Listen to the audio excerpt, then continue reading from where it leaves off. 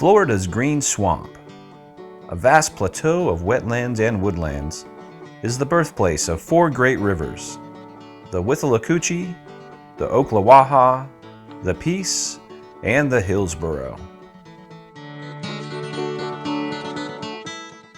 Trickling through the swamp, which humans have long used as rich hunting grounds, the infant stream eventually connects with Crystal Springs.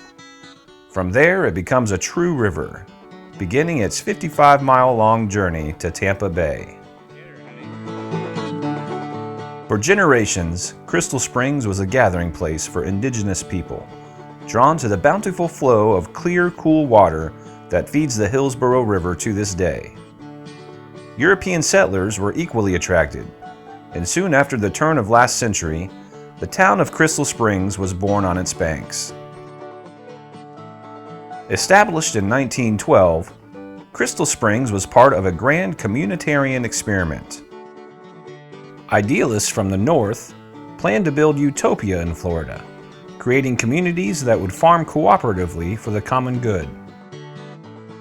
The Cooperative Homestead Company of Toledo, Ohio, bought 24,000 acres of virgin land around the springs, promising, quote, perpetual access to the springs, which would forever provide homesteaders with clean water to drink and a swimming hole to enjoy. The new settlers began farming as the Common Good Society. Property was collectively owned and vested in trustees elected by a governing council. Townspeople met in a community hall which became the social center of the colony, with dances and gatherings. The Reverend John Nutting arrived and built the last of several replicas of the famous Little Brown Church in the Vale. For a while, the socialist utopia worked, as the settlers grew crops and pooled the profits.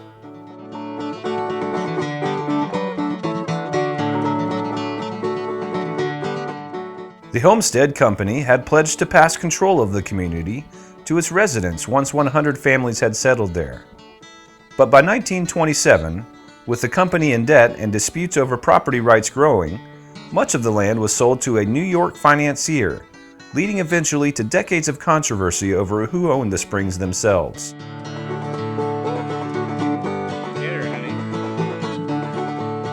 By the end of the 1920s, the socialist experiment was over.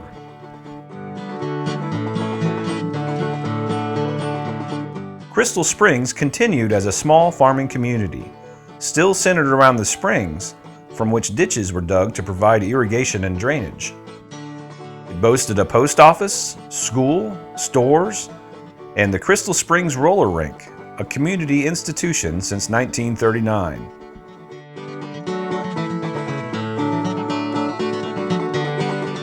For many years, the successive owners maintained the land around the springs as a park open to the general public. The park became a legendary swimming place, where families came from miles around to experience the clear waters and to even be photographed wrestling or dancing underwater.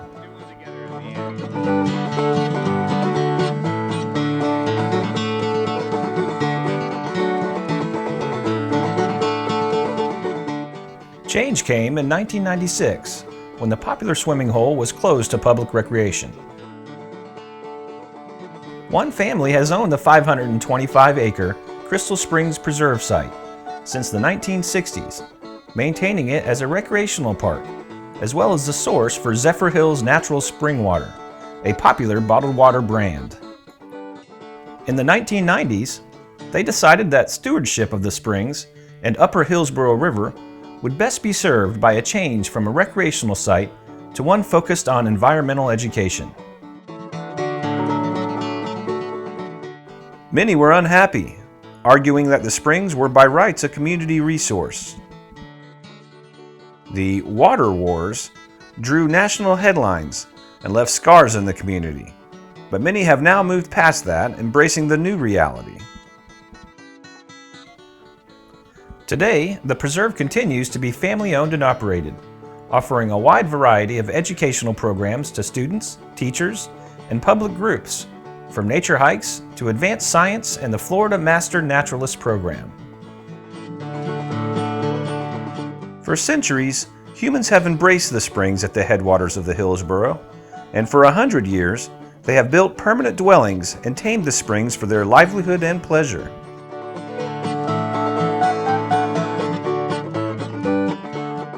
The debates over the springs have mirrored national discussions about responsible stewardship of our most precious natural resource. And the human connections to the historic Crystal Springs are likely to continue to be guided by the certainty that responsible stewardship is key to preserving the health and well-being of the entire Hillsborough River, so that future generations can enjoy and experience the wonders of one of Florida's natural treasures.